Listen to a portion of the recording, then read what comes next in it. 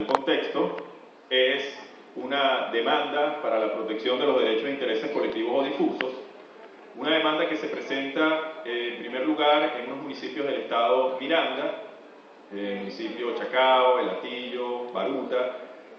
También se presenta en un municipio del estado Anzoátegui, Diego Bautista Urbaneja, en el municipio Maracaibo, del estado Zulia, y en los mencionados municipios San Cristóbal, del estado Táchira, y San Diego, del estado Carabobo.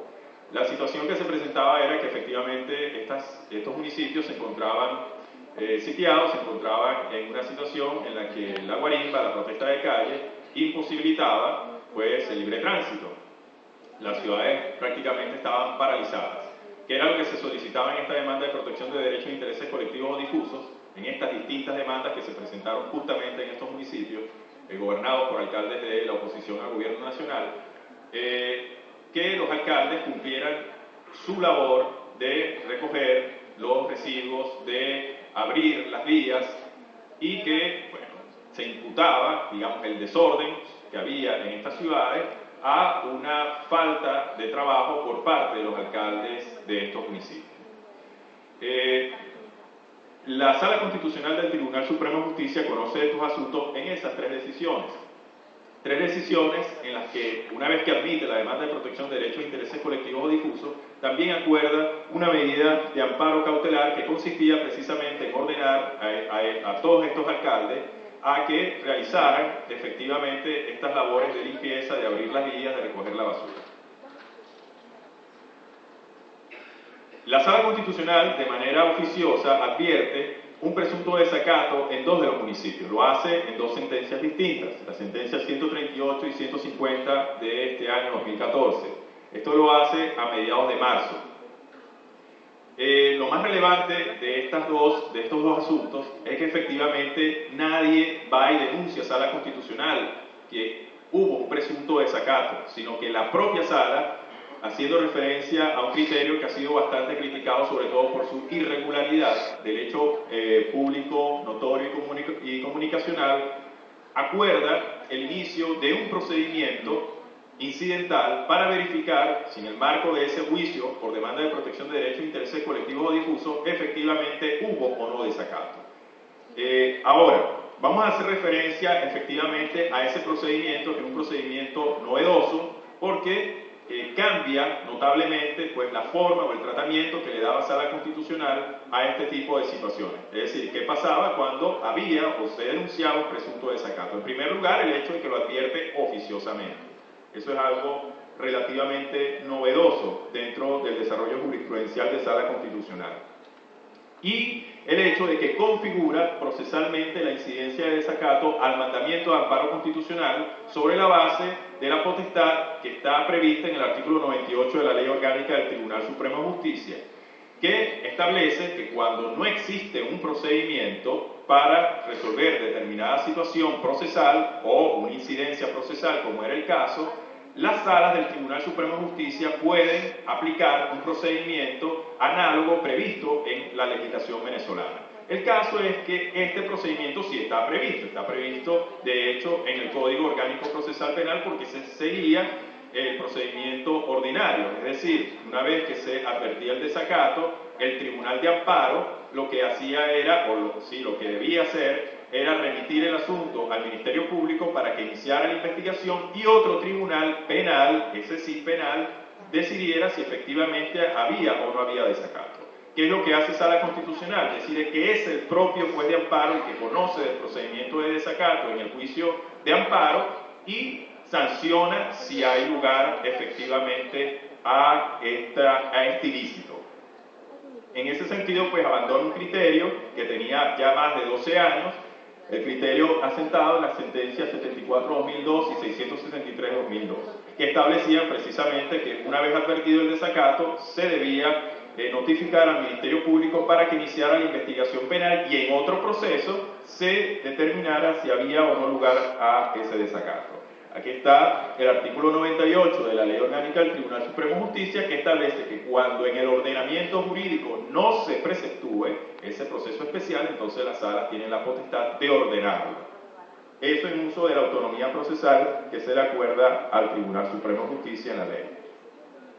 Ahora, el otro elemento fundamental es que para interpretar el alcance del artículo 31 de la Ley Orgánica sobre Amparo a Derechos y Garantías Constitucionales, que establece precisamente la sanción de desacato o de desobediencia a la autoridad judicial en materia de amparo, la Sala Constitucional parte de la interpretación del artículo 28, que se refiere en realidad a otro elemento del juicio de amparo, que es relativo a la potestad disciplinaria del juez de amparo, cuando, una vez negado el amparo, el tribunal de ese juicio puede pronunciarse sobre la temeridad de la acción interpuesta y puede imponer una sanción hasta de 10 días de arresto.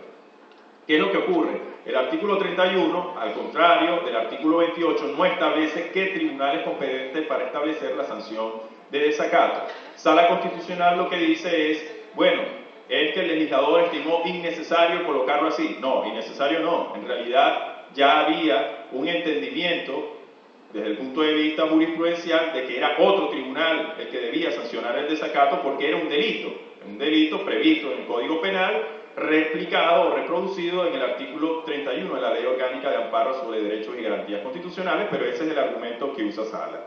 Y es que quien incumple el mandamiento de amparo dictado por el juez será castigado por el propio juez de amparo con prisión de 6 a 15 meses. Ahora, en el argumento que utiliza Sala Constitucional para señalar este asunto, manifiesta una probable desconfianza a esa desconcentración del poder público. En realidad, Sala Constitucional, ¿en qué se basa? Bueno, en que enviar el asunto al Ministerio Público para que investigue y que probablemente en el Ministerio Público, por falta de algún tipo de incentivo, el Ministerio puede archivar el asunto, puede sobreseer el asunto y no. Eso no es necesario, que luego eventualmente hay que ir a un juicio penal y en ese juicio penal se puede, digamos, ese asunto perdurar en el tiempo. De modo que hay una falta de tutela judicial efectiva al supuesto derecho violentado en el juicio original de amparo. Por eso Sala Constitucional dice, no, lo hago yo mismo, lo debe hacer el propio juez de amparo. No debemos esperar ese procedimiento largo penal para determinar si hubo o no desacato. Ahora, la Sala se encuentra con otro problema, y es la calificación del desacato. Se deslinda, obviamente, de establecer que se trata de un delito, porque si es un delito, ella no es competente para conocer del asunto. Y por eso lo califica con esa etiqueta. Dice que se trata de un ilícito formal, objetivo y de omisión, o, en otras palabras, un ilícito judicial constitucional al mandamiento de amparo. No es un delito. No es un delito y por lo tanto el propio juez de amparo puede sancionar en ejercicio de su potestad ordenadora, pues, la sanción de desacato. Ahora, eso entra en contradicción con las sentencias previas que dictó la Sala Constitucional sobre este mismo asunto, donde admitió el asunto y donde calificó al amparo cautelar o donde calificó la consecuencia jurídica de no acatar el mandamiento de amparo cautelar como una desobediencia a la autoridad. Si ustedes ven las primeras sentencias de estos casos, y Sala Constitucional dice, se trata de un delito, el delito de la desobediencia a la autoridad si no se acata el mandamiento de amparo. Es decir, en el mismo juicio cambia el criterio jurisprudencial sobre la calificación de la sanción. Por ello, distingue o insiste en distinguir entre desacato y desobediencia a la autoridad, haciendo referencia a esa potestad ordenadora del juez, y hace referencia a otros casos de la legislación, pero de una manera bastante, digamos, no quiero calificarlo, pero el asunto es que llama muchísimo la atención que la propia Sala Constitucional, cuando hace referencia a esos otros casos donde en la legislación se permite que el juez ordene arresto, omite la referencia al artículo 172 de la Ley Orgánica del Tribunal Supremo de Justicia, que se refiere al procedimiento constitucional o el proceso constitucional de habeas data, que es un proceso, pues, de protección de derechos constitucionales, en este caso del derecho a datos personales, y donde dice ese artículo que quien incumple con la orden prevista en la sentencia de habeas data será penado con prisión de 6 meses a 1 año, a cuyo efecto el tribunal oficiará al Ministerio Público para que inicie la averiguación penal correspondiente. Es decir, dentro de la misma legislación de la Ley Orgánica del Tribunal Supremo de Justicia, la misma regulación del Tribunal Supremo de Justicia, hay una referencia a un caso análogo que se trata de un desacato a un mandamiento relativo a la protección de un derecho constitucional, en este caso el previsto en el artículo 28 de la Constitución de datos personales. Y sin embargo, la Sala Constitucional no hace referencia a ello, sino se queda con casos supuestamente análogos previstos en otras leyes que se refieren a la potestad ordenadora del juez en el curso de cualquier juicio.